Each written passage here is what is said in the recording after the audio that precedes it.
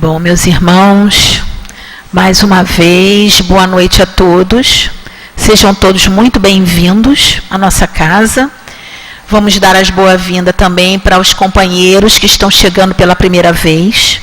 Sintam-se acolhidos por todos nós, especialmente pela diretoria amorosa da nossa casa, a diretoria espiritual amorosa da nossa casa. Queremos saudar também os nossos irmãos internautas que nos acompanham através do nosso site www.celd.org.br e pelo espiritismo.net também. Tá? Então, para aqueles que não sabem, todas as nossas reuniões são transmitidas através da internet. Todas elas, de todos os dias e de todos os horários. Tá bom? Então, uma boa noite aos irmãos internautas. Vamos então dar início à nossa reunião da noite com a nossa página de preparo, que é do livro Roteiro, Psicografia de Francisco Cândido Xavier, O Espírito é Emmanuel. O título da nossa página é Sintonia, e nos diz assim Emmanuel: as bases de todos os serviços de intercâmbio entre os desencarnados e encarnados repousam na mente, não obstantes as possibilidades de fenômenos naturais no campo da matéria densa, levados a efeitos por entidades menos evoluídas ou extremamente consagradas à caridade sacrificial. De qualquer modo, porém, é no mundo mental que se processa a gênese de todos os trabalhos da comunhão de espírito a espírito. Daí procede a necessidade de renovação idealística, de estudo, de bondade operante e de fé ativa, se pretendemos conservar o contato com os espíritos da grande luz. A fim de atingirmos tão alto objetivo, é indispensável traçar um roteiro para a nossa organização mental no infinito bem e segui-lo sem recuar. Precisamos compreender, repetimos, que os nossos pensamentos são forças, imagens, coisas e criações visíveis e tangíveis no campo espiritual. Atraímos companheiros e recursos de conformidade com a natureza de nossas ideias, aspirações, invocações e apelos. Energia viva. O pensamento desloca em torno de nós forças sutis, construindo paisagens ou formas e criando centros magnéticos ou ondas com os quais emitimos a nossa atuação ou recebemos a atuação dos outros. Andorinhas seguem a beleza da primavera. Corujas acompanham as trevas da noite. O mato inculto asila serpentes. A terra cultivada produz o bom grão. Na mediunidade, essas leis se expressam ativas. Mentes enfermiças e perturbadas assimilam as correntes desordenadas do desequilíbrio, enquanto que a boa vontade e a boa intenção acumulam os valores do bem. Ninguém está só.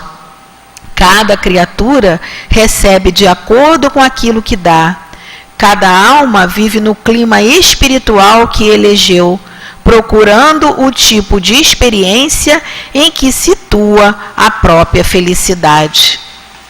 Estejamos, assim, convictos de que os nossos companheiros na Terra ou no além são aqueles que escolhemos com as nossas solicitações interiores, mesmo porque, segundo o antigo ensinamento evangélico, tecemos nosso tesouro onde colocamos o coração.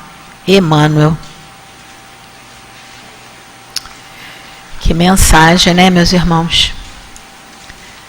Mensagem maravilhosa de Emmanuel para todos nós.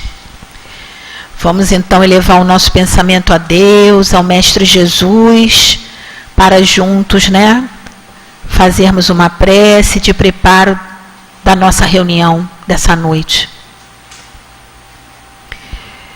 Amado Mestre Jesus, querido amigo, nesse momento então, Senhor, nos dirigimos ao teu generoso coração para primeiramente, como sempre fazemos de início nas nossas orações, iniciar agradecendo, Senhor, por estarmos aqui reunidos em teu nome, sustentados, acolhidos, consolados por uma espiritualidade séria e amiga, Senhor. Numa casa séria de trabalho, de estudo, de amparo, Senhor. Então, as nossas primeiras palavras sejam de agradecimento por essa oportunidade. Mas nós também, Senhor Jesus, te pedimos que envolva-nos a todos, Senhor, aqui presentes, encarnados e desencarnados. Envolva bem como, Senhor, os companheiros Célio Gomes e Olga Feitosa, Senhor, que hoje estão responsáveis pelo direcionamento das nossas ideias, das nossas reflexões. Então, Jesus querido, em teu nome, em nome da diretoria espiritual amorosa de nossa casa, em nome de Leon Denis, de Allan Kardec, mas sobretudo em nome de Deus, esse Pai amoroso, justo e bom, nós pedimos a permissão para iniciarmos o nosso estudo em torno do Livro dos Médiuns dessa noite. Fica conosco, Senhor, abençoa-nos, que assim seja, graças a Deus. Bom, meus irmãos, às segundas-feiras, nesse horário de 19h30, nós estudamos o Livro dos Médiuns.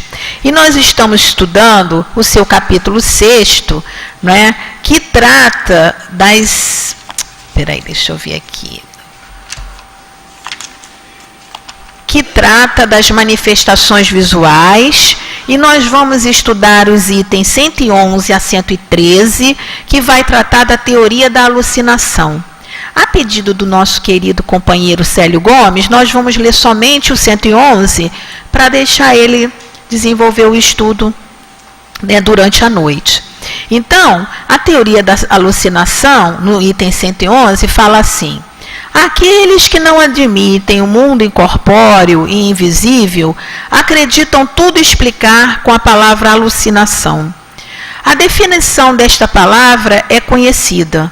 É um erro, uma ilusão de uma pessoa que acredita ter percepções que ela realmente não tem. Origina-se do latim alucinare, errar, que vem de adilucem. Mas os sábios não apresentaram ainda que nós saibamos a razão fisiológica desse fato. A ótica e a fisiologia parecem não ter mais segredos para eles. Como é, então, que eles ainda não explicaram a natureza e a origem das imagens que se mostram ao espírito em certas circunstâncias? Eles querem tudo explicar pelas leis da matéria, seja que eles forneçam, então, através dessas leis, uma teoria da alucinação, boa ou má, será sempre uma explicação. Então, nós vamos passar a palavra ao nosso irmão querido Célio Gomes, envolvendo o nosso irmão com as nossas melhores vibrações de paz. Boa noite a todos. Sempre uma alegria, não é? Nós estamos juntos, conversando de coisa boa, trocando experiências, mas eu gosto sempre de fazer uma pergunta. Quem está vindo pela primeira vez, levanta o dedo aí para eu ver. Tá, obrigado. Então, o que acontece? Nós estamos trabalhando o Livro dos Médiuns. Sempre bom lembrar que o Livro dos Médiuns, ele vem em sequência ao Livro dos Espíritos, e ele nasce de uma preocupação de Kardec, uma preocupação muito relevante, porque o Kardec percebe, ao se dar conta que existiam espíritos, que os espíritos eram as almas dos que haviam vivido na Terra, e que quando ele olhava para o conjunto de pessoas que viviam na Terra e que viveram na Terra, nem sempre se encontravam bons elementos nesse conjunto, né? Então ele ficou muito cuidadoso em nos deixar um roteiro seguro para lidar com essa entidade que a doutrina espírita nos trouxe como um requisito básico nas relações dos encarnados com os desencarnados. Então era preciso que a gente tivesse uma base segura para lidar com essa relação, que era uma relação que a doutrina patenteou e que a gente precisava saber como fazer. Então, todos nós que queremos estabelecer uma relação com o plano espiritual, e essas relações acontecem espontaneamente na maioria das vezes, é preciso que a gente consiga, entenda a importância de estudar o Livro dos Médiuns. Muitas pessoas dizem assim, eu sou médium de berço. Eu tinha um amigo meu que dizia, o médium de berço fica dormindo a vida inteira, né? Porque não desperta para a necessidade realmente de fazer a sua parte. Em tudo, Deus nos coloca numa posição de participante. Quanto mais a gente procura melhorar-se para servir melhor, melhorar para entender melhor as coisas, melhores servidores nós seremos. Assim será o bom médico, né? O bom terapeuta, o bom psiquiatra, né? O bom professor. É preciso que a gente se dedique, o bom médium também. E além disso, Kardec se preocupa depois com mais uma coisa, porque disseram para o Kardec que a mediunidade não era algo que estava à disposição somente dos espíritos encarnados bons. Também está disponível para os desencarnados menos bons. Né? E que, para que conseguisse dar qualidade à mediunidade, era preciso que nós trabalhássemos moralmente nessa reforma íntima, consciente, tranquila, não é realmente sabendo onde quer chegar. Aí ele falou assim, eu preciso fazer alguma coisa para deixar o meu pessoal espírita também amparado. Eu preciso trazer o livro, o Evangelho segundo o Espiritismo. Então ele vai arrumando a casa para a gente. E aí, no final, se conjuga tudo realmente num corpo doutrinário que faz um sentido, não é para nós vivenciarmos. E aí ele está falando aqui hoje da questão visual, e aí começa a ter uma série de questões. O olho humano é sabidamente extremamente limitado. Não é? Nossos sentidos, geral, são muito limitados. Nós vemos a nossa fragilidade é enorme, mesmo quando nós estamos cercados de seguranças. Vejam o Kennedy, presidente dos Estados Unidos, né? Naquele dia lá no Texas, né? Se eu não me engano, ele sofreu aquele atentado cercado de seguranças. E aí? Não é? A gente fica se perguntando, cadê? Ninguém viu, ninguém soube como é que foi? Porque os nossos sentidos são muito limitados. Agora, quando Kardec começou a questionar essa questão da visualização, da questão visual, foi dito para ele o seguinte, olha, enquanto a gente está encarnado, nós estamos limitados pela questão do conduto, né, visual, que estabelece uma relação de restrição à nossa capacidade de ver. Quando a gente está emancipado, e aí a emancipação é uma libertação que a gente pode ter temporária, enquanto encarnado, quando a gente tira aquele soninho, a gente se emancipa do corpo, porque não precisamos gerenciar o físico, então nós entramos naquele estado de torpor e começamos muitas vezes na sala do consultório, esperando a consulta, a gente sonha. Né? A gente tem uma ideia genial, não é isso? Tem uma lembrança importante. Então, nós começamos a enxergar um pouco mais. Alguns outros momentos, no momento de extrema dor, em que a gente tem que o nosso físico está tão fragilizado que a gente precisa sair dele, porque senão a gente não suporta. Muitas vezes a gente vê aquela pessoa no coma, que conta, como tem vários casos da ciência humana, não é do espiritismo, isso é importante a gente revelar, não é? De companheiros que entraram no coma E um senhor, quando retorna, agradece uma enfermeira por ter guardado a dentadura dele. Porque no momento em que ela se preocupa, e era importante para ele, não é? Realmente quem não tem dente, que fica sem dentadura, realmente se preocupa, né? Então ele ficou muito grato a ela por ela ter tido cuidado de guardar. E aí ela pergunta, mas como? Se ele estava em coma, eu tirei, né, a prótese dentária dele, guardei. Como é que ele sabe? Como ele viu? Não é? Aí começa aquela questão. Mas a gente sabe que tem um monte de coisas que a gente não sabe realmente de nível físico, que daqui a pouco vão sendo esclarecidas. Não é nada de anormal isso. E aí nós vemos também aquela pessoa que está num estado muito grande de... Está muito excitado, numa excitação muito grande, ele também começa a ver. Isso pode acontecer se ele tiver sido estimulado por drogas, porque ele faz uma modificação na química cerebral, não é? Então ele pode estar usando aquela droga. Nós vemos aí as pessoas que procuram, muitas vezes, aquele chá, como é que famoso, né, que a gente já ouviu falar, das pessoas que ficam no estado alterado de consciência. E temos também o estado alterado de consciência que é dado através da meditação, através da oração, através do recolhimento que a gente faz.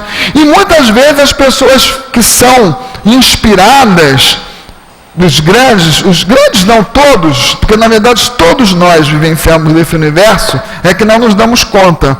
As grandes inspirações também surgem através dessa relação. Muitas vezes o pintor diz assim, eu vi projetada na minha tela mental um quadro e eu corri para fazer. Eu ouvi um som e uma melodia, uma letra, e corri para gravar para não perder aquilo. Chico Anísio dizia que ele vivia de lápis e papel na mão, porque em qualquer lugar surgia alguma coisa para ele, ele saía escrevendo para não perder, porque já sabia que havia uma relação. Vitor Hugo, o grande escritor, né, que criou o grande Corcunda de Notre Dame, ele dizia que ele recolhia-se, fechava-se num local para poder, naquele estado de absoluta reclusão, começar a ouvir, a organizar as ideias que davam origem aos seus romances. Então, são relatos, né, de pessoas que não estão divulgando doutrina espírita, não estão falando nem de religiosidade, nem de religião, mas estão falando de uma atividade, até uma atividade econômica, que traz. E aí os espíritos falam no Livro dos Médiuns, grandes artistas, procurem sempre colocar a sua arte a serviço do bem, contribua com as causas do bem, com pouco daquilo que você ganha de sua arte, porque a maioria da sua arte vem por inspiração de outras fontes, que nós somos apenas, né, receptores. E alguns com uma veia mais desenvolvida, porque já trazem também uma conquista, e lembrando sempre, trazem também a disciplina de estudar, de se trabalhar, de se tornarem mais aptos a esse tipo. Uma pessoa que tem uma veia musical, se ela se esmera em estudar música, em ouvir muita música, né, em se dedicar, ela vai conseguir captar com muito mais facilidade aquilo que chega. Então, falamos isso tudo para chegar na teoria da alucinação. Ela leu ali uma parte. Quem lê Kardec pouco, perde uma existência. Porque Kardec é maravilhoso. Gente, quando a gente lê Kardec, ele é conciso. Ele é genial. Porque ele tem uma capacidade de síntese, de clareza, nossa, é um negócio assim, quando eu leio eu fico, meu Deus, que maravilha. Porque realmente ele me comove ler Kardec. Quem lê Revista Espírita, então, tem textos maravilhosos, bem-humorados, textos super dinâmicos, modernos, é uma coisa fantástica. E esse é um deles. Você viu, ela lê um pedacinho aqui, ele explica da alucinação, e ele aqui está fazendo um papel muito interessante, Eu li uma vez Kardec, só rapidamente, no livro Obras Póstumas, que ele fala sobre a beleza, e ele diz uma coisa muito interessante, ele diz assim: eu estava caminhando pelas ruas de Paris, quando eu vejo uma beldade feminina, aí vocês imaginam, né, o Kardec falando que ele viu uma beldade, né, e ele dizendo assim, que é rara, que só se via em telas, e aí ele começa a falar da questão da beleza e da feiura, mas é muito engraçado. Se vocês puderem ter a oportunidade de ler isso, é um texto rico de significado e muito da vivência dele, como ele enxergava o mundo como ser normal. Muito interessante, né, a capacidade dele. E aí ele diz aqui no item 112, ela já leu o 111, que ele diz que a gente tem a questão assim, pessoas dizem, para com isso, você está imaginando demais, você está confundindo demais. É bom a gente parar para refletir, por que Kardec botou isso? Que às vezes alguns espíritas novatos, tudo que acontece é espírito. E aí a gente fica chato, gente, vocês nem imaginam como a gente fica chato. Porque a gente está num lugar, aí daqui a pouco você fala, mas isso é o espírito. Escutou um barulho e aqui tem espírito. Kardec falou, gente, antes de pensar que é espírito, vê se não é o vento. Né? Antes de pensar que é espírito, vê se não é um ratinho, né, que está ali no nosso armário. Primeiro olha para ver se não é uma causa totalmente material. Vou contar uma experiência para vocês minha, muito engraçada. Eu, adolescente, fui sozinho para Campos com 14 anos de idade. Vocês imaginam, no trem? Antigamente o pai confiava mais, né, da gente sair. Fui eu e mais 3 amigos sem família. Quando chegamos no trem, chegamos no sítio, que meus parentes moravam lá em Campos. Entramos no sítio, fomos dormir num quarto que tinha uma cama de casal e uma cama de solteiro. Meu primo e eu ficamos na cama de casal e meu amigo ficou na cama de solteiro. Mas chegou a noite, começamos a escutar a casa toda tremer. E tremia tudo, tremia mesa, tremia cama, tremia assoalho. O meu amigo do meu lado, pálido, porque não está entendendo nada, e noite de interior, em 1978, vocês imaginam como é que devia ser, 78 não, muito menos, 74, vocês imaginam como é que era, não tinha nada, não tinha luz na casa, não tinha nada. E aí, que eu estou tremendo, eu disse assim, gente, isso deve ser espírito, porque eu já estava na mocidade espírita, né, eu falei, deve ser espírito. E o meu amigo não fala, aí que de branco ficou pálido, quase desmaia, né, porque a gente tem medo do espírito danado.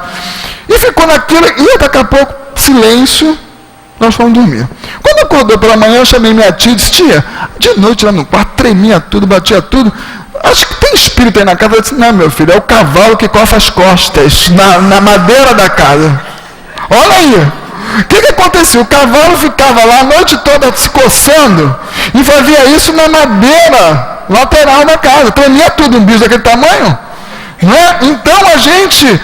Por isso tem que olhar primeiro. Como era muito escuro, não dá para ver nada, e a gente medroso, como todo adolescente não é? Já pensou. E o espírito, olha, mas é espírito, tá tremendo tudo, que coisa. Fala, até pressa eu fiz para o cavalo para se coçar, né? Na verdade. Então, a gente tem que olhar, prestar atenção. E aí por quê? Ele diz o seguinte, existe realmente algumas pessoas que podem imaginar coisas? Podem. Ele dá até um exemplo, num dos livros das obras básicas, de uma pessoa que vai vender alguma coisa religiosa e a pessoa era tão apegada às questões de demônio, às questões desse medo do inferno, que ele viu sobre a cabeça daquele homem um monte de diabinho. E falou para ele, eu estou vendo um monte de diabinho. E aí essa pessoa ficou preocupada, foi até a Sociedade Espírita e perguntou. E aí os espíritos disseram, não, isso tudo é uma alucinação, porque ele está muito ligado a isso. Uma vez eu fui à casa de uma senhora, que era evangélica, e ela morava numa casa muito grande, nós chegamos no quintal, tinha uma borboleta vermelha e preta. Então ela era toda vermelha com as bolinhas pretas, grande, bonita borboleta. Eu olhei e disse, nossa, que borboleta linda. Ela virou e disse assim, isso é o demônio. Por quê? Porque era preta e vermelha. E na cabeça dela, ela fazia uma associação. Por quê? Quando a gente vai recebendo as informações e a gente vai gravando isso em 2 níveis. ao nível cerebral e ao nível perispiritual, que é onde ficam os nossos registros. E aí, na hora em que a pessoa fica, por isso que a gente tem que ter muito cuidado com essa questão da ideia fixa, e essa mensagem inicial foi muito legal, porque se a gente começa, por exemplo, eu vou começar a olhar o vídeo do Talibã, aí o garoto fica lá, olhando aquilo, olhando aquilo, olhando aquilo, daqui a pouco ele está fazendo muito semelhante. Por quê? Ele tem uma tendência, porque aí sempre lembrar que nós temos uma alma, essa alma se conecta, porque ele vai buscar aquela vibração está em sintonia com o que ele gosta, e daqui a pouco ele pode vir a fazer aquela mesma atitude que ele não se dá conta. E aí a gente pode expandir isso para a pornografia. Por exemplo, quantas pessoas se viciam em ver filme pornográfico, o tempo inteiro vendo filme pornográfico, e aquilo vai criando, realmente, a química cerebral vai registrando. E aí ele chega em determinado momento, se ele é um homem, ele olha para uma mulher e não consegue ver mais nada a não ser aquele foco que ele criou para a sua vida. Ele vê coisas que não existem. Toda mulher está disponível para ele, porque é na cabeça dele que aquilo está funcionando daquela forma. Se for uma mulher, vai achar que também o homem está disponível. Quantas vezes a gente vê aquela pessoa extremamente simples de beleza, extremamente simples, até de simpatia, mas ela acha que o mundo inteiro está a fim de ter um relacionamento com ela. Por quê? Porque a cabeça cria esse tipo de coisa. E a gente vê o que na verdade não existe. Não é? A pessoa, quando ela tem uma série de carências, ela não trabalha isso, ela transfere um simples "Oi, tudo bem?" Eu choro. Não é? Porque eu estou tão fragilizado que eu vejo naquele "Oi, tudo bem" algo muito maior do que aquele "Oi, tudo bem" representa. Mas aí isso está junto na gente. Então, agora, o que prova que a alucinação não pode ser colocada em tudo? Aí o Kardec sempre fala disso. Olha, se uma teoria só pode ser real se ela cobre todo o universo. Se ela deixa brechas, então ela não pode ser considerada perfeita. Ela está incompleta ou é falsa. Ele coloca duas coisas porque ele é muito sensato. Ou ela é falsa ou ela é incompleta. Vou dar um exemplo meu. Teoria incompleta, que depois se tornou falsa. Eu tive alguns cachorros, eu já contei isso aqui. E eu tinha uma escada caracol na minha casa. Todos os cachorros que eu tinha não subiam a escada. Não sabiam subir aquela escada. E aí eu fiquei com uma seguinte teoria: cachorro não sobe escada caracol. Era a minha experiência. Até que nasceu um filhote. Vamos colocar uma consideração importante: fêmea, que subiu a escada. Que as mulheres são danadas. A gente tem que considerar isso, que é verdade. Uma vez eu vi uma briga de frangos e um galo comendo todas as minhocas disponíveis e não deixava ninguém se aproximar. Até que umzinho lá correu, deu uma driblada nele e pegou a minhoca e foi correndo. Eu disse: é franga. E fui lá para confirmar, e era franga. Entendeu? Essas coisas a gente tem que... Não é verdade. Aí, quando ela chegou lá, deixa eu ver aqui agora, eu falei da franga, me perdi. O que eu estava falando antes? Me ajuda. Do cachorro. Aí a cachorrinha nasceu e subiu a escada. Celery. Eu disse: acabou minha teoria. Minha teoria é falsa, né? Porque eu tive um caso que desmentiu a teoria anterior. Agora, o problema é que o orgulho do homem o impede de ter essa sinceridade. Ele é tão orgulhoso, a pessoa que está com base científica, ele é tão orgulhoso que ele se nega a reconsiderar, por quê? Vai ter que se repensar tudo e ele vai ter que dizer, olha, errei, mas o errar faz parte de quem trabalha. Quem não trabalha não erra, né? Agora quem trabalha vai errar. E é muito legal você poder errar e aprender, olha, eu tinha limitações de verdade, e toda verdade é limitada. Aquele que diz, eu sou o dono da verdade, epa, isso é complicado, não é? Porque a verdade, ela vai abrindo, aí a gente vai vivendo, vai construindo a verdade. E aí, nesse aspecto, ele diz o seguinte, como explicar que a gente pode, e aí todos vocês vão lembrar disso, pensar o seguinte, caramba, monta-se um quadro na minha frente, eu vejo, e fulano, engraçado, acho que fulano morreu. Sentiu uma vibração, só que além de sentir a vibração, a gente viu. Aí daqui a pouco, sabemos a notícia, fulano morreu. Caramba! Como é que explica isso? Kardec diz, eu não estava pensando, eu não estava desejando. Como é que se explica isso? A ciência não explica. Mas é bom, a ciência é boa, porque a ciência também não complica. Por quê? Porque ela não diz assim, não é verdade. Ela não diz isso. Ela diz, não sei.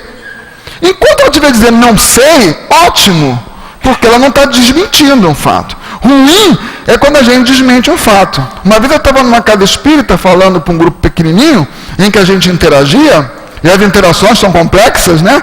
Porque a gente tem várias pessoas de vários níveis, e cada um com sua crença, com seu valor. Então a gente tem que ter muito cuidado para esse trabalho. E um menino vira para mim e diz assim, eu quero dizer uma coisa para o senhor. Eu digo, diga, eu não acredito na reencarnação. Eu digo, o que você já leu sobre reencarnação? Nada. Que experiências você tem com reencarnação? Nenhuma. Então você não é que você não acredita, filho, você não sabe, é diferente.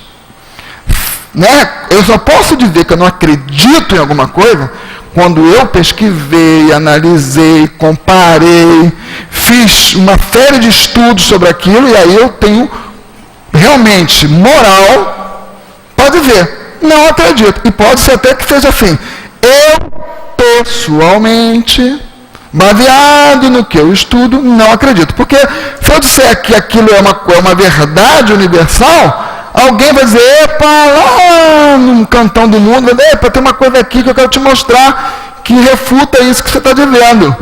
E aí a pessoa tem que voltar. Por isso, sempre muito cuidado na forma como a gente leva. Eu posso dizer assim, eu não gostei dessa música. Ótimo, tem todo o direito. Agora eu não posso dizer, esse músico é muito ruim. Ele vai te perguntar, o que você conhece de música? Não é? É diferente. Então a gente tem que ter sempre muito cuidado nisso. E aí Kardec está falando, como explicar isso? Não explica. Outra coisa que ele diz também, como é que a gente pode ver, e conta uma história muito interessante, de um rapaz que tinha sonhos com uma mulher. Todas as noites ele sonhava com aquela mulher. E quando ele a encontrava, era uma coisa muito afetuosa, muito harmoniosa, muito acalentava muito ele quando encontrava aquela mulher. Todas as vezes que ele tentava se aproximar de uma moça da sua cidade, ele tinha como que um freio que dizia para ele, não é essa. Tem alguma coisa para você te aguardando, como se tivesse um vínculo, não é? Criado. E aí ele então vai levando a vida e ele sonha com aquela mulher repetidamente, até que um dia ele é mandado trabalhar numa outra cidade. Quando ele chega na outra cidade, a primeira coisa que ele faz é, no seu primeiro dia de folga, ir à igreja, para que ele possa conhecer lá o movimento católico. E quando ele está na igreja, tem uma festa na cidade. E num grupo de moças que entram na igreja vestidas de branco e tal, homenageando aquele dia, ele vê a moça. E ele fica muito encantado, porque ele vê, é essa moça que eu sonho, né? E ela o vê também e diz, meu Deus, é esse homem que eu sonho casando com ele. E os dois então estabelecem imediatamente aquela relação de encontro e casam-se mais tarde. E eles mandam uma carta para o Kardec dizendo como explicar isso. Então a gente vai perguntando, ele alucinou? Não. Como que ele conseguiu fazer esse registro? De conseguir ir lá pensar naquela situação? Não é? Como que isso tudo se deu? E aí ninguém explica. E aí a gente, espiritismo, Kardec falou assim, eu tenho que explicar essa gente para ninguém dizer que eu não expliquei. Né? Então o que ele faz? Ele pegou alguns dos espíritos que disseram, olha, nós somos, enquanto encarnados, constituídos de 3 estruturas importantes. A mais importante de todas é a alma, o ser que pensa, o ser moral. Não é? O ser moral significa o ser que faz as escolhas. Sempre bom colocar isso. Nenhuma escolha é feita por nenhuma outra das estruturas, nem para o perispírito e nem pelo corpo. Então, esses 2 agentes que compõem essas 3 estruturas são apenas periféricos, porque a gente agora fala tudo de informática, né? Periféricos da alma. Estão no entorno. Então eu uso o perispírito para me comunicar diretamente e o perispírito se comunica com o corpo. Eu não tenho ligação alma e corpo direta, só através deste elemento. E este elemento, ele é feito da mesma matéria que compõe o corpo, sendo que de uma composição molecular extremamente organizada para dar a ele maleabilidade, um fluir muito grande, permite que ele o espírito consiga estabelecer com ele vários tipos de fenômenos que é impossível com a estrutura mais bruta do corpo físico. Esse perispírito, quando nós estamos encarnados e nós vamos ter naquela madorma, aquele sono, seja lá o que for, que faça com que a gente consiga fazer o corpo adormecer, ele é que se expande e permite que o espírito, fora do uso do conduto do instinto visual, ele consiga, do sentido visual, melhor dizendo, ele consiga então ver mais que o nosso corpo vê. Tem coisas interessantes, cegos que sonham e veem. Vamos explicar isso. Ele é cego, mas ele vê. Não é? Consegue ver. A gente consegue perceber, e aí é outro enigma, como é que se explica isso? Então, nós quando estamos fora do corpo, muitas vezes, mesmo um espírito emancipado, ele pode trazer informações não verdadeiras. Por quê? Quando a gente está emancipado, eu posso olhar para o meu perispírito e, dependendo das minhas crenças, dependendo dos meus valores, daquilo que eu coloquei como realmente uma herança, como algo que faz parte da minha individualidade, da minha personalidade de hoje, eu vou muitas vezes olhar de fora e vou trazer uma ideia preconceituosa. Porque aquela ideia é minha e não é verdadeira. Eu posso dizer, existe demônio. Kardec fala isso no livro O Céu e o Inferno, quando ele explica aquelas questões todas de algumas santas da igreja que eram emancipadas e que falavam de demônios, porque era exatamente a cultura que elas haviam assimilado ao longo de de várias existências, inclusive a atual, que eram muito calcadas nesse culto ao demônio. Mas aquilo não era uma realidade, era um produto da mente daquela pessoa, que também pode ser o produto da nossa mente, porque nós estamos de fora mandando. Agora, ele fala também sobre essas grandes questões, grandes projeções, que a gente fala, como é que explica essas questões de Nostradamus, né, que as pessoas ficam ali tentando entender como ele conseguiu trazer tantas informações. Tudo isso é um enigma. Ninguém sabe ainda, mas a gente já está aprendendo. É o espírito emancipado do corpo pelo perispírito que permite com que ele veja, e muitas vezes a gente consegue fazer com que essas aparições, essas vivências que nós temos num sonho ou num rápido, numa rápida emancipação da alma, a gente consiga ver. Eu tenho um amigo, e ele é muito cético, porque ele, inclusive eu convidei para vir à casa espírita há muitos anos atrás, e foi uma coincidência. Ele disse assim: Célio, eu quero te visitar. Eu disse: tudo bem, mas eu tenho um centro, tenho um trabalho para fazer no centro, eu só vou poder te receber mais tarde. Então eu vou lá para conhecer. E ele veio, e ele tem um medo, não sei se ainda tem, na época tinha um medo muito grande de morrer. Alguém tem medo de morrer aqui? Medo mesmo? Levanta o dedo aí. Ninguém tem, só 1, 2. Então o que acontece? Esse medo de morrer, não é? É uma coisa que a gente precisa cuidar, porque a gente vai morrer, gente, não adianta. Né? Então a gente tem que morrer bem. Faz parte do contexto, né? Tentar morrer bem. Uma vez eu desejei aqui uma boa morte, quando eu falei sobre morte aqui, porque é verdade, tem que desejar essas coisas, porque é fato. Não adianta, não vamos fugir disso, vamos morrer. Então ele veio, e quando chegou aqui, ele assistiu a reunião e disse: poxa, você me levou de propósito, né? Que você sabe que eu tenho medo da morte, o tema foi morte. Eu disse: não, eu nem sabia que ia falar de morte, o que era o tema. E aí ele me contou uma história, que ele estava dirigindo com a sua filha recém-nascida, no banco de trás, juntamente com a esposa, e ele vinha de Pedro Rio, que é uma região serrana, aqui no Rio de Janeiro, vindo para a capital. E quando ele estava dirigindo, ele escuta: para o carro, porque a vaca vai cair. Tem sentido nenhum, né? Eu estou dirigindo, para o carro, porque a vaca vai cair. E ele disse: sério, eu não parei com consciência de que eu tenha processado que devia parar o carro. Eu simplesmente recebi uma ordem, porque eu parei o carro imediatamente. E não me deu tempo de pensar. E uma vaca rolou dentro do meu carro. Então, não é mentira, não é historinha. É verdade. Como explica? Se a gente botasse no jornal: venha ao Leon Denis contar sua história, tipo essa.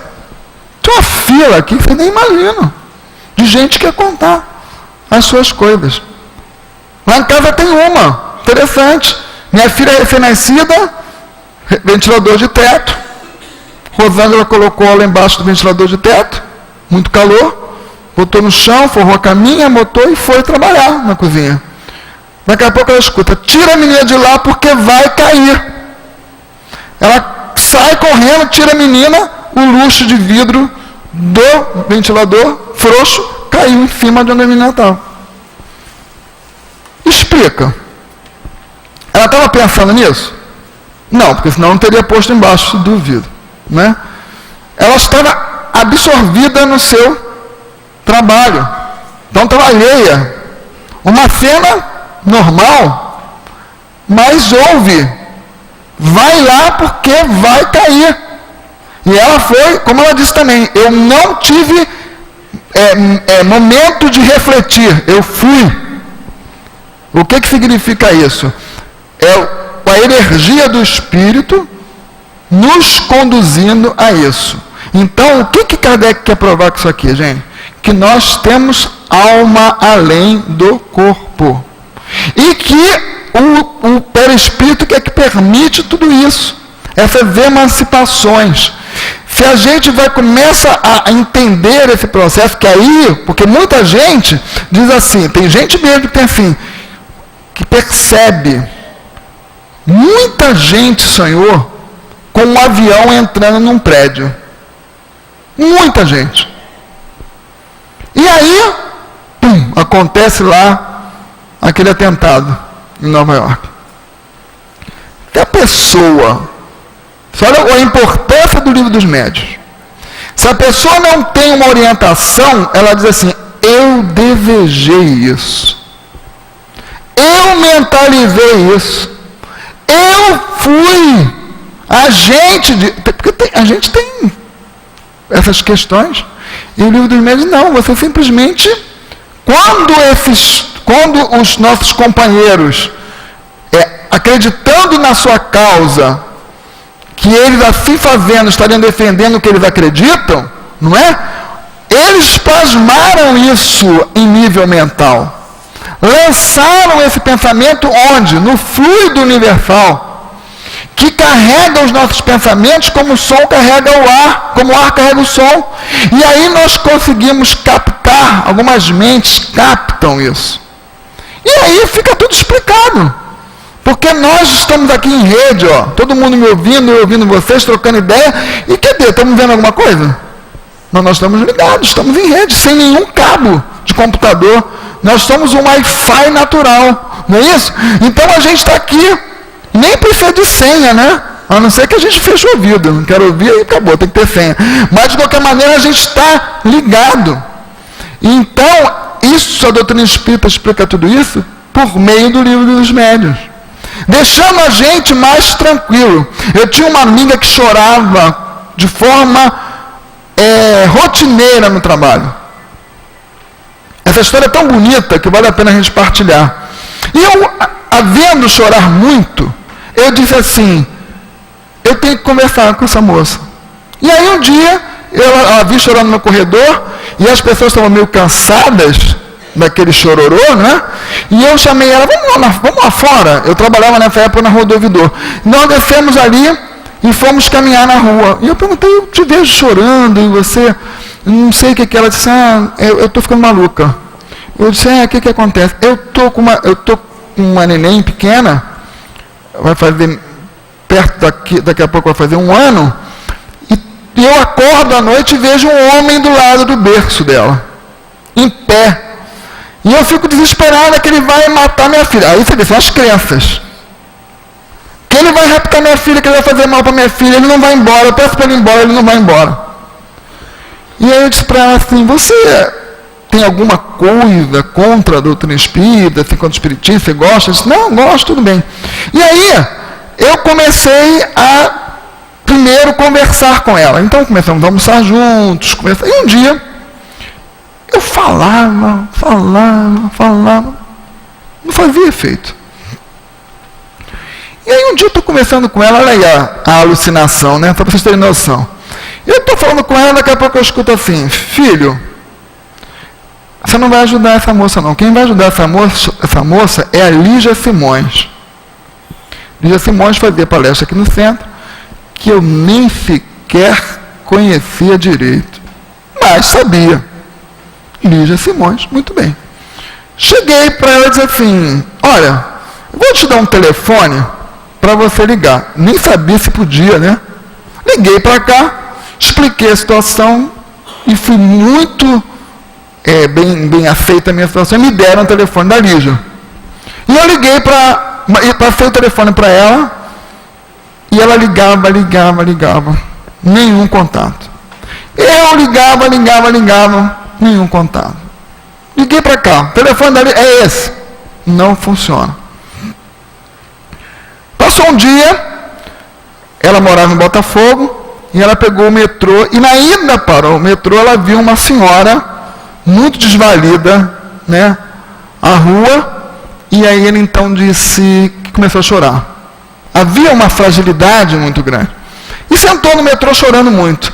E um casalzinho muito jovem, que estava também no metrô, foi até a direção dela e disse, você está chorando? Você está passando mal? Eu disse, não, eu vi uma cena, eu estou muito angustiada. A menina disse assim, a senhora gosta de espiritismo? Eu assim, gosto, tenho um amigo tal, que tem me ajudado. Pois é, vou fazer o seguinte, eu vou dar a senhora o telefone da minha tia, a senhora liga para ela, a Lígia Simões, por favor, a senhora liga. E passou o telefone da Lígia Simões. Ligou para a Lígia Simões. Gente, a gente tem que acreditar no poder superior. Não adianta, a gente tem que aprender isso, incorporar, botar isso na vida da gente. É para isso que a gente está aqui. Sabe, me emociona isso, porque é bonito demais isso. Todas as conexões. E aí ela ligou para a Lígia disse, eu não estou mais no centro, minha mãe está lá, eu não tive o prazer de conhecer. Né? E marcou o encontro. E a minha amiga amiga foi, lá no Leblon, se eu não me engano. E quando ela entrou no centro, a mãe da Lígia estava lá. Quando a mãe da Lígia foi atender, ela disse que ela abriu os braços e disse assim, Gracinha, que saudade. Porque era Graça o nome dela. E ela disse, Célio, eu fui recebida pela minha mãe desencarnada. A minha mãe me chamava de Gracinha, e a vibração daquela senhora, me vendo pela primeira vez, era a minha mãe. E aí então ela foi recebida com aquele abraço, acolhida naquela casa, e hoje ela é uma médium extremamente produtivo, né? A filha está com quase 30 anos de idade. Ela conseguiu dar um direcionamento, sofre com as suas questões, porque todos nós, né, temos os nossos ajustes e arranjos, mas isso é de uma beleza extraordinária. Então, a gente vai perguntar, como que eu ouço Lígia Simões? Como que uma pessoa que ela não conhece está no metrô e é parente da Lígia? E aí ela consegue chegar até a Lígia, e daí ela começa a sua carreira como médium, não é? E consegue direcionar a sua vida. A gente não pode descrer disso. Um dia desse que faz muito tempo, né? Eu estava caminhando na rua da Quitanda e eu ouvi assim, sinceramente, eu ouvi assim, muda de rua, vai para outra que você vai encontrar fulano. Eu adoro isso, gente. Assim, eu curto isso demais, adoro. E aí eu mudei de rua e andando, olhei o fulano. O fulano estava numa lanchonete, acompanhado de uma outra pessoa. Eu fui até ele porque era meu amigo de cantoria, né? A gente cantava em coral. E aí quando eu cheguei perto dele, que eu bati nas costas, ele virou, ele estava cego. E eu não tinha a menor notícia daquilo. Foi um dos primeiros casos de AIDS que dava cegueira. E ele estava completamente cego. Quando eu cheguei perto dele, eu disse, Carlos, o que aconteceu contigo? Ele falou assim, estou cego. E eu disse, mas o que houve? Ele, vai lá para a gente conversar. E eu fui até a casa dele. Quando cheguei lá, ele disse para mim, Célio, eu estou aidético. Ele era tão lindo, uma das pessoas mais bonitas que eu já conheci. E ele disse para mim, Célio, eu estou cego. E eu estou muito triste com tudo, porque eu vivia numa situação que eu achava que a prática sexual tinha que ser todo dia. Agora eu estou aqui um tempão sem fazer nada, e não estou vivo. Por que eu não entendi isso antes? Eu disse, porque não entendeu. E aí eu sentei com ele, e nós fazíamos, ele morava no 18º andar de um prédio, e ele dizia para mim, Célio, o que adianta eu estar aqui, tomando remédio, se eu vou morrer? Então, um homem de 1,86 m de altura, que ficou tão magro que uma vez eu esqueci a tampa do vaso aberta, ele caiu lá dentro, para vocês terem noção. Ele ficou com o bumbum na água do vaso. Você vê a magreza que ele ficou. E eu disse para ele, vale a pena se você pensar como espírito. Se você pensar como corpo, não vale a pena. Mas se você pensar que você é uma alma, vale a pena. Tudo vai valer a pena, porque a tua vida não vai encerrar com a morte. Você quer fazer esse investimento? Ele disse, quero, então vamos fazer. Eu venho aqui toda semana fazer culto com você, vamos ler o Evangelho juntos. E aí nós viemos juntos. E aí aconteceu dele ficar extremamente voltado para essa questão e aceitando. E um dia foi lindo, porque ele disse para mim assim, Célio, hoje eu agradeço a cegueira. Eu disse, por quê? Porque eu não me vi feio. Olha que coisa, né? Porque ele era tão bonito que quando ele ia ao encontro de alguns amigos meus, de pessoas, como a Graça mesmo, que ele frequentava o Leblon também, um dia eu pedi para eu levar um livro para ele, ela virou, Célio, me avisa da próxima vez quando eu ver aquele homem quando morri. Porque tinha uma beleza muito grande. E aí ele vai e não se viu deformado. Tanto que ele me perguntava, como é que estão meus dentes? Você acha que eu posso cuidar dos meus dentes? Você está sujo? Cuida para mim, me avisa das coisas. Né? E aí, no final, ele me pedia muito para que eu estivesse junto a ele na hora que ele desencarnasse. E nesse dia, eu liguei e a família me disse, olha, Célio, ele está muito doente, ele está muito mal hoje, amanheceu muito mal. E eu fui até a casa dele, ele morava no Leblon, e quando eu bati a porta, o porteiro interfonou e disse, olha, ninguém atende. Mas o pai dele passou aqui ainda há pouco. Disse, você interfona de novo? Não, ninguém atende. Ele falou assim, provavelmente ele voltou para o hospital, então eu vou para a usina, onde ele ficava internado. E ali, naquela época da obra do César Maia, a cidade estava toda revirada, lembra? A gente não conseguia chegar a lugar nenhum. Eu não consegui chegar ao hospital, o horário de visita acabou, eu voltei para minha casa, e quando eu cheguei em casa, o telefone tocou dizendo que ele havia desencarnado na casa dele, ele estava lá, não havia saído. E que ele me chamava, na hora que desencarnou ele chamava por mim, queria que eu estivesse lá, mas eu não estava. E eu fiquei incomodado, né? E falei com o doutor Erma na época, escrevi plano espiritual, o plano espiritual disse para mim, não se preocupe, você não era para estar lá. Né? Não era o momento de você estar lá. Agora, aí eu perguntei, e como ele está? Ele falou assim, chegou muito bem ao plano espiritual. Consciente, refletindo, entendendo, aceitando, acatando as coisas. Está bem. E isso que a gente fica feliz, porque a gente fala para o espírito. No momento em que ele aceitou a mudança de paradigma, né, de padrão, de que eu não posso me olhar, realmente nada tem sentido, teria mais sentido eu pulava a janela no 18º, né? Encurtava tudo aquilo, mas eu ficava muito preocupado com isso, e eu falava o tempo todo com ele, olha, é por aí. É por aí. Alguns amigos da época de noitada, da época de sair muito, né, iam à casa dele e roubavam ele, porque ele não enxergava. Então ele chegava para mim e disse, sério, aquele quadro meu está na parede? Eu digo, não tem quadro nenhum, então já me roubaram. E aí um dia ele falou assim, poxa, por que os meus amigos estão fazendo isso comigo? Aí nós sentamos para refletir, onde que você fez seus amigos? Né? E aí eu disse para ele, olha, eu tenho o mesmo processo que você está vivendo com uma outra pessoa, e que ela está incomodada porque ela está recebendo tanta ajuda que ela não sabe mais o que fazer. Mas ela arrumou os amigos dela num movimento de bem ao próximo, de amor ao próximo, de dedicação às pessoas. E você arrumou amigos que na verdade eram companheiros, que ele era muito bonito e que ele atraía um grande interesse. Então aquele pessoal ficava na aba, não é? Aproveitando aquela coisa que ele também não tinha percebido.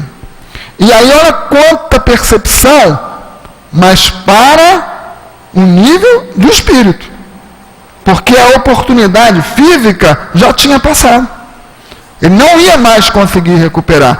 E aí a gente também tem que ter. Por que a Madre Teresa de Calcutá não se incomodava de cuidar de uma pessoa que estava completamente fadada à morte em poucas horas? Porque ela dizia, eu não estou cuidando desse homem fisicamente, eu estou cuidando desse homem espiritualmente. Se ele viveu como um bruto na terra, eu quero que ele chegue como um anjo no céu.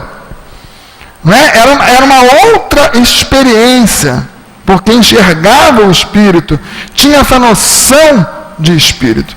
E aí o que a gente está pensando hoje. Então, para a gente concluir? Tem alucinação? Tem. Dependendo de todas essas coisas que a gente vai colocando, como nós falamos ali. Não é? Eu vou me intoxicando. Da mesma maneira como se eu estou sempre ligado ao bem, procurando fazer coisas boas para as pessoas, vocês vejam por que o Francisco de Assis era aquela vibração. Porque ele era dedicação. Então ele atraía, porque Jesus era. Por que Chico tinha aquela leveza, aquele olhar, aquela voz? Por quê? Era um trabalho espiritual muito intenso de amor ao próximo. Incorpora tudo isso. Machado de Assis tem uma frase que eu acho fantástica. Ele dizia assim, o coração bom não vê a maldade do coração do outro. Né? Isso faz muito sentido. E é verdade. Muitas vezes a gente precisa de alguém que dê um toque, você não está vendo, não, né? Olha, né? Porque a gente não vê, e perde muitas vezes, muitas coisas. Mas o importante é a gente procurar, então entender que, se tudo bem, tem alucinação, mas tem o outro lado que prova, eu dei alguns exemplos aqui, e vocês devem ter muitos outros, não é? E saber de muitos outros, que vêm corroborar com o que Kardec está trazendo aqui. que se a gente não consegue realmente entender, explicar como que as coisas todas acontecem em torno de nós. Me dá um minuto? Eu trabalhando, porque é importante, porque a gente pensa assim, poxa, por que isso acontece só no centro? Não. Eu estava trabalhando e nós estávamos há 2 dias para tentar fechar um débito com crédito. Quem trabalha com contabilidade sabe como que isso é complicado, né? Tem que fechar as duas coisas. E nós estávamos ali nada. Nós não conseguimos ver. Estava eu, mais 3 companheiros de trabalho, já tínhamos virado uma noite inteira, estávamos trabalhando no outro dia, precisávamos entregar, tinha um chefe colado com a gente, e aí eu olhei para aquilo, sentamos, nada, cansadíssimos, eu disse assim, meu Deus, o que eu vou fazer? Aí eu falei, vou ao banheiro. Aí fui ao banheiro, entrei, peguei eu percebi uma coisa diferente, por isso que ficou registro, porque eu não costumava fazer aquele movimento. Eu peguei e pedi, meu Deus, me mostra onde está esse erro. A gente está tão cansado, eu preciso entender isso. E aí eu botei a mão na água assim. Eu não costumo, como se eu fosse beber a água, né? E quando eu botei a mão na água e trouxe para lavar meu rosto, eu vi o código do programa na água onde estava o possível erro. E disse até, aqui está o erro. E eu escutei, aqui está o erro. Saí correndo do banheiro, falei para o meu amigo Gil, abre o código. Ele abriu o código, mexe aqui. Ele foi lá, mexeu, fechou. Aí eu falei assim, ai, que espírito analista bom, rapaz. Esse cara é bom demais. Né? Porque o pessoal pensa que é só médico, né? Que é só... Não, aí eu peguei e falei, caramba, que espírito analista de sistema bom. E aí me sentei com todo mundo, porque o que aconteceu? Sério, tu é fera, sério, tu é bom pra caramba, né? Eu disse, não, cara, senta aqui. Aí sentei com ele e disse, olha só, aconteceu isso, foi a pior coisa que eu fiz, gente, porque os bichos quase se urinaram de tanto medo. Foi um negócio, todo mundo querendo ir embora, pegar a bolsa, não fala isso, um chegou a ficar torto, vocês terem noção do que é, né? Mas está aí, um exemplo, nunca esqueço isso. Eu pedi com tanta, aí viu, esse garoto vai morrer se não ajudar, né? E aí a gente conseguiu ver. Agora, tinha uma experiência, sabia ler código, olha só, né? Sabia ler código, eu tinha parâmetros para aquela ajuda. Por isso que eu estou falando, a gente precisa se pôr à disposição. E aí, meus amigos, depois daquele dia, qualquer desafio na informática, a gente pede esse analista que ele venha e ajuda a gente. Então, gente, que Deus abençoe a todos nós, que a gente possa ser muito grato, tenhamos gratidão, né? Porque é tudo tão bonito, a gente não se dá conta de tanta beleza, né?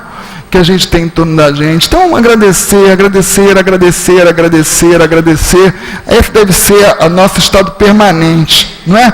Quando chegar aquela dúvida que vem mesmo, a gente, não, tenho tanta experiência bacana, né? Então, vamos seguir. Muito obrigado. Que pena, né? A gente não pode segurar o relógio. Muito bom o estudo do nosso irmão Célio, que Deus o abençoe, que ele possa estar outras vezes aqui com a gente, né, trazendo o seu estudo inspirado, né, pelos bons espíritos, né, até pelo analista também, né? Que Deus te abençoe, meu irmão, que você possa estar outras vezes conosco. Bom, meus irmãos, vamos então passar a segunda parte da nossa reunião, que vamos ter os passes, né? Durante os passes nós estudamos o Evangelho e a gente, antes de ler o Evangelho, gostamos sempre de lembrar, né, que a tarefa mediúnica está sob a responsabilidade dos nossos irmãos médiuns, que já estão devidamente preparados para a tarefa, né? Então, nós outros que formos portadores de mediunidade, a gente pede que, por gentileza, não deem passividade, tá? De falar isso porque tem alguns irmãos novos chegando, não conhecem a rotina da casa, então a gente gosta de estar comunicando, avisando, né?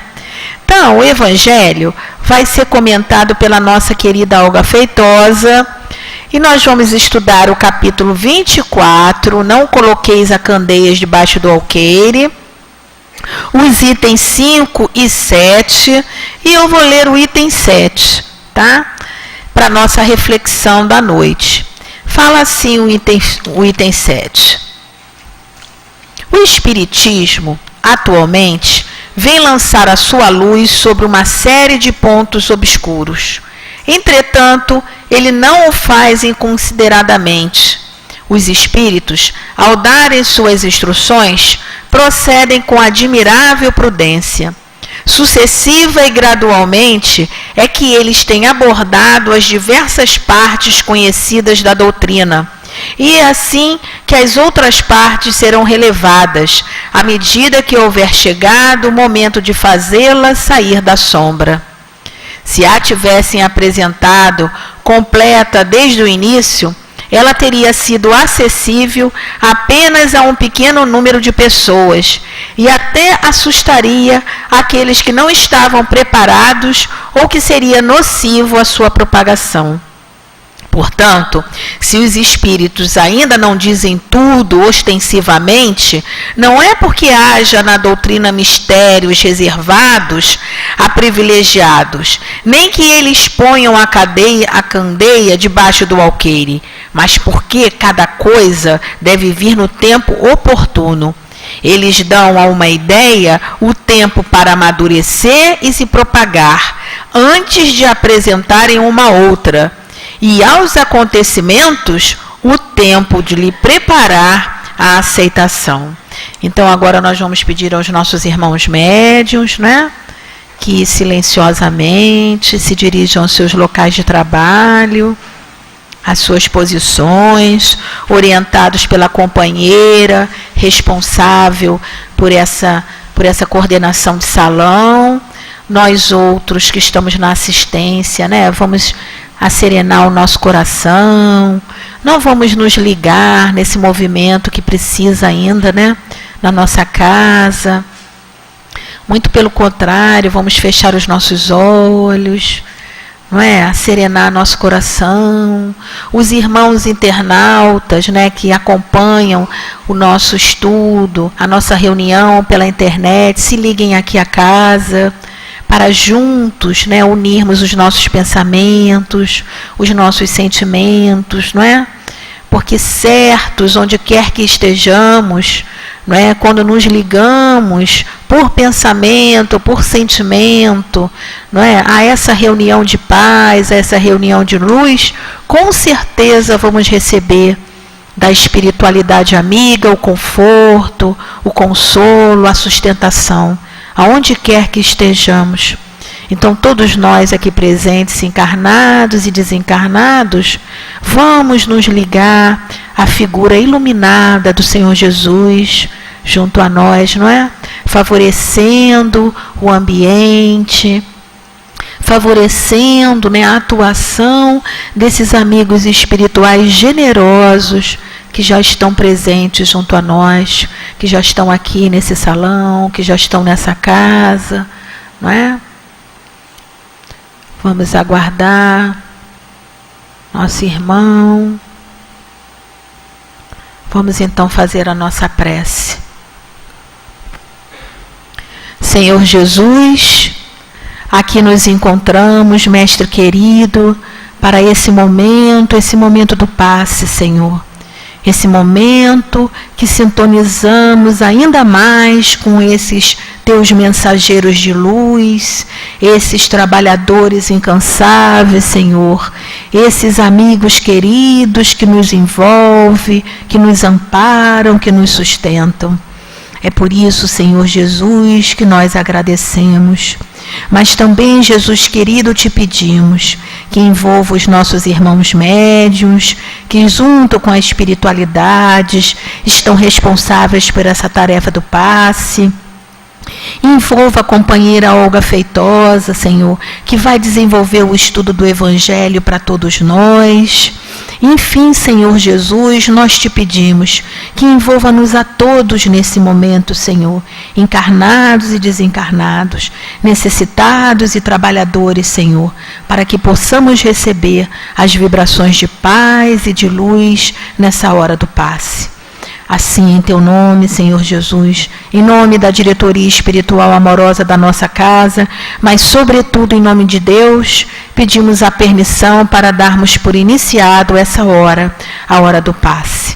Fica conosco, Senhor, que assim seja, graças a Deus. Queridos irmãos, que a paz de Jesus continue assim envolvendo os nossos corações, nessa vibração tão boa que o estudo nos proporciona, vai nos envolvendo, vai nos ajudando, vai clareando a nossa mente, nos fazendo entender muitas coisas que para nós estavam obscuras, difíceis de entendimento, e a cada vez que nós estamos aqui, nós vamos percebendo a beleza dos ensinamentos, nós vamos percebendo a grandeza de Deus, que vai nos dando possibilidade de vivermos melhores, né? Com tudo aquilo que Jesus, que a doutrina espírita tem para nos oferecer. Nós vamos observando o chamado de Jesus para não colocarmos a candeia debaixo do alqueire, nos fazendo entender. Vai recebendo a luz, vai recebendo o entendimento, vai passando adiante, vai mostrando, vai fazendo com que as pessoas vejam essa luz e, através dessa visão nova, vá conduzindo a sua vida de forma melhor, mais acentuada, mais tranquila, vá confiando, adquirindo mais confiança, observando a beleza da vida, a oportunidade da reencarnação, de tudo aquilo que Deus está nos oferecendo.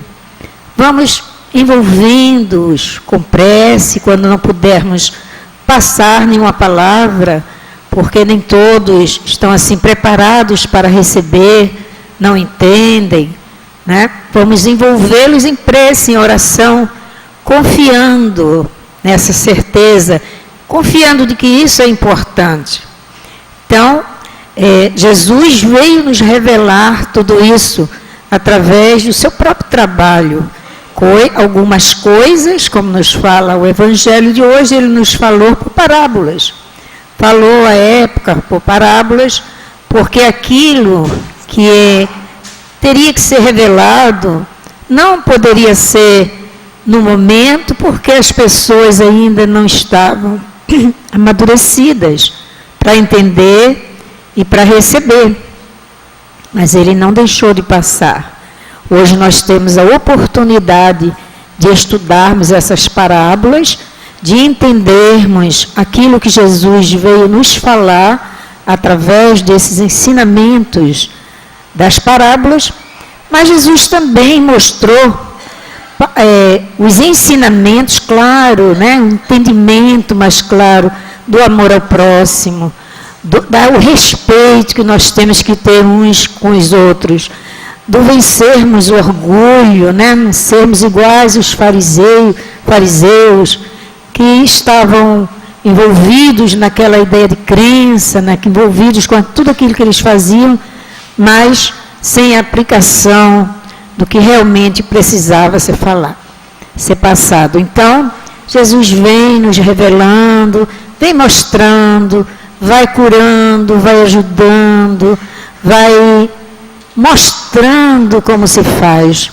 E através da doutrina espírita, hoje, as revelações vão nos sendo feitas, pouco a pouco, hoje avançando mais, porque nós temos a ciência, temos os próprios espíritos inteligentes que vão nos esclarecendo, e o Espiritismo vem avançando, clareando para nós esse entendimento da vida imortal, da vida futura, falando para todos nós da importância desse amor. Jesus veio nos falar. Nós não podemos mais ficar, né, com os ouvidos fechados, com os nossos os ouvidos assim tapados, vamos dizer, e os olhos fechados a esses entendimentos. Vamos abri-los, vamos entender, né, tudo isso que o Doutrina Espírita está nos oferecendo, mas acima de tudo, não basta só entender, vamos colocar em prática para a nossa própria felicidade. Acreditar mesmo em toda essa certeza da realidade dos Espíritos, da realidade de Deus, da realidade de nós mesmos, como Espíritos imortais. Que Jesus nos abençoe. Vamos então fazer a nossa prece, né, para encerrar a nossa reunião dessa noite. Senhor Jesus, querido amigo, como foi bom, Senhor Jesus, chegarmos nessa noite, nessa casa.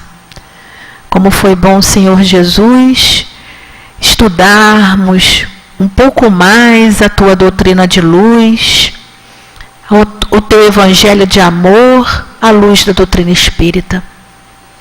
Como foi bom, Senhor Jesus, recebermos do alto, dessa espiritualidade amiga, essas vibrações de paz e de luz. Senhor, nós queremos Te agradecer por tudo isso, mas também, Senhor, Te pedimos que nos abençoe, Senhor, a todos nós, encarnados e desencarnados, que a cada dia, Senhor, possamos nos tornar espíritos melhores, que a cada dia, Senhor, possamos trilhar o caminho do bem, com bons sentimentos, com bons pensamentos. Também Te pedimos, Senhor, que envolva a nossa cidade do Rio de Janeiro, a todos nós, Senhor, que envolva o nosso país, Senhor, para que possa cada vez mais desenvolver um pouco de paz, de harmonia, de esclarecimento e de proteção para todos nós.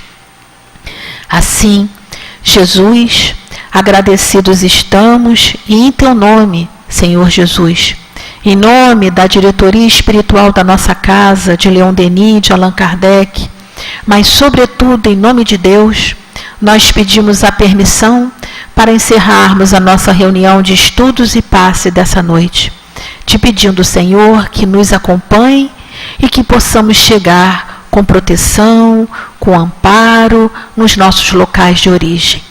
Vamos em paz, que assim seja, graças a Deus.